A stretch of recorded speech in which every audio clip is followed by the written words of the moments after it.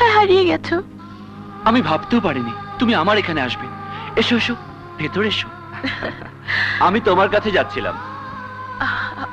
কি ব্যাপার বলো তো হঠাৎ আমার কাছে? এখন বলবো না, তুমি আমার মেহমান। আগে বলো, কষ্ট করে আমার কাছে কেন এসেছো? এখন বলছি না, দেখে আন্দাজ দাও। করো।